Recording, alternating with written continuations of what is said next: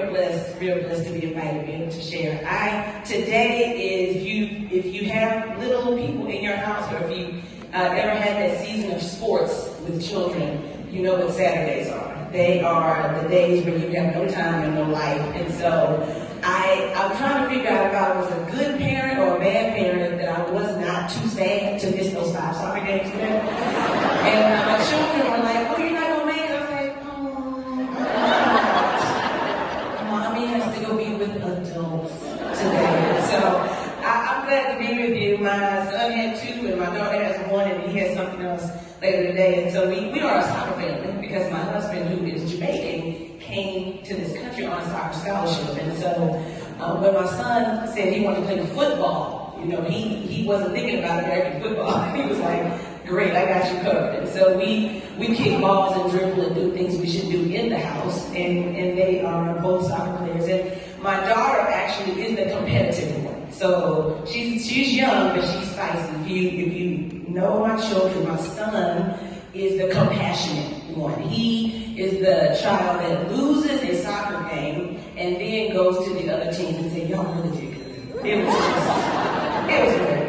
And when they win, if they beat the other team too badly, he's like, it's okay, guys, next week you can try to the other team. And so my daughter, on the other hand, is the child who scored a goal in her last season game. And at the end, because of the generation that we live in today, everybody got a participation trophy. You know, I'm Gen X, I don't understand what that means, but everybody gets one just for breathing. You show up and you get a trophy. And so my daughter was confused, and she got in the car and she said, why did everybody get a trophy and I scored the goal? And I was trying to be godly, but my mind was like, I don't know, girl. I didn't say that. I just said, well, because everybody participated. And she said, She was quiet for a couple minutes, and she said, when do I get the trophy just for what I did? All right, we're going to pray your strength. But she's very competitive. And so I remember last season, I was at her game, but was distracted. Might have been on my phone talking to somebody. And all I hear is, Chloe, because she had just scored a goal. And I was not looking. And you better believe we had a debrief in the car. And she asked me, did you see it? And I said, it was a great goal. That's the non-answer. And she's not easily stumped. And so she kept asking me, and finally I had to admit to her that I didn't see it. But fortunately, a parent captured the video, so we were able to rewatch it ad nauseum. And so I vowed, I was like, okay, I've got to pay attention because they're little bitty, she's just 5, and so the soccer field is only like the length of the stage. You can miss everything if you just have to sneeze. It's a very quick game, and you know, they're running in all directions, chasing butterflies. You have to really watch to catch when there's actual sport happening. And so this year I said, I'm gonna be different, I'm gonna pay attention. And so in her first game, she took a pretty hard fall. And she's a tough kid, so she's got to shake it off and, okay, I'm going to get you next time, because I have to be able to work on that spirit. But she took this fall, and she kind of just glanced over, and I was looking right at her. And I wanted to be like, girl, I'm watching, you know. But I was looking right at her. She didn't say anything. She didn't run over to me. But at the end of the game, I said, so what happened? That looked like a pretty hard hit. And she looked at me, because she's a very plain truth teller, no nuance. She said, you saw it, right? And I said, yes, but tell me what happened. And she says, but you saw it, right? I said, yes, but how are you feeling? Well, Mom, that doesn't matter because we won the game. And you saw it, right? Yes. So you don't have to ask me, and I don't have to tell you because you saw it, right? And I said, you know what? Let's just go get lunch, because that's how those conversations go. But later on that night, we kept talking about it, and as she was retelling the story to my husband, she said, Mom saw the whole thing. And so now she's looking at me to help contribute, right, to the story that I couldn't get out of her in the car.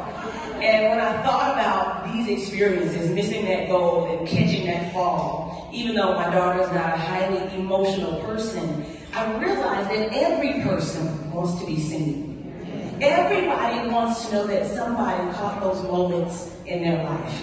The highs or the lows, children and adults, we all want to know that someone saw that. Every time you see a kid fall, often you'll see their eyes are glancing for who saw that. Now, when they're younger and you're trying to teach them not to have a temper tantrum or be hurt over everything, parents will be like, don't look, just don't look. Because if they fall and it's not bad, you're like, just Because once they see that you saw it, right, that may add to the dramatics of what actually happened. And so seeing something changes the way people respond. And I think it's such a high call of the Christian and of the church to see people. And we have an excellent example in the book of Genesis, no pun intended, but the book of Genesis, chapter 16. There's a very familiar story. 3 people are involved. We have Sarai, Abraham still at the time, and Hagar. And this is a fascinating story, and I'll give you the backdrop in case you're not familiar. Sarah says to Abraham now, and she says, listen, the Lord has prevented me from bearing children. So you need to go have relations with my slave woman. And this was a thing. And she said, I will obtain children through her. And Abram listened to the voice of Sarah. A little bit of Adam and Eve flashback. That's not today's message. He listened to the voice of Sarai. And so he took Hagar in, had relations with her, and she became pregnant. Verse 4 says something. It says,